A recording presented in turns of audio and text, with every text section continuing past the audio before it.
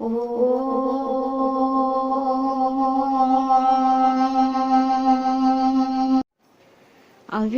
और अभिभाविका मानक सविता गुरुमाଙ୍କ तरफ सादर नमस्कार और मोर कुनी छोट भाई भौणी मानक सुप्रभातम। अच्छा भाई भौणी मैंने आज आम गोटे गप शुणवा।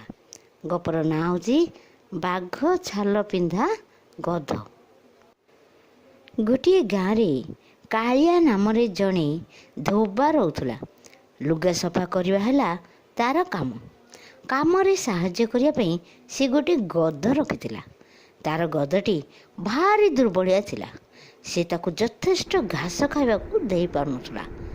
गध न खाई दुर्बल हो जाइथिला। दिने कालिया जंगल को काठ आनिबा को जाइथिला। काठ आनी फेरिया बाटरे गोटे बड़ बाघ मरी पड़ुथिबार देखिला। मला बाघटी को देखी ता मुंडरी गोटे नुआ बुद्धि पशिला। से भाविला अरे मुझे ये बाघर चमड़ा को नहीं मो गध को पिंधाई देवी ताहले समस्ते या बाघ बोली भाभी डरवे। तेणु से सुजोग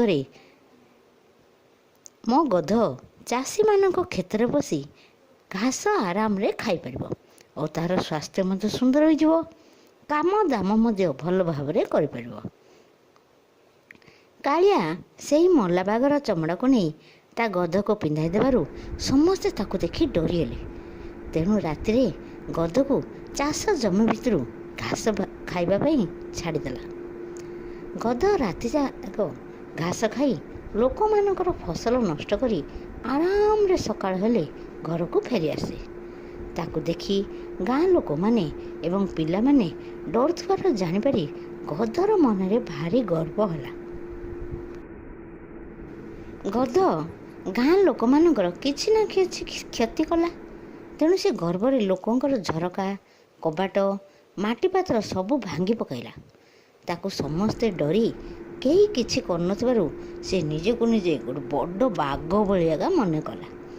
भाविला मो आगु जदि केही आसीबो ताहले मु ताकू मारिदेबी। केही जणाइले मध्य मो आगे छिड़ाबा साहस करिपारिबो नाही।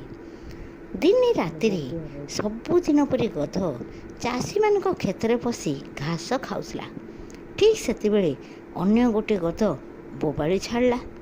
ए बोबाड़ी शुणी ये जो बाघ छाल पिंधा गधटी आउ संभाली पारला नहीं। से मध्य गध भली बोबाड़ी छाड़ला। चाषी माने देखिले एरी एटा तो बाघ छाल पिंधा पशुटी गध भली बोबाड़ी छाड़ुची। तार असल रूप पदारे पड़गला। समस्ते निज निजर भूल बुझिपारे और गध को धरी निस्तुक माड मारले। माड खाई गधटी सही न पारी सेठार ही मरीगला।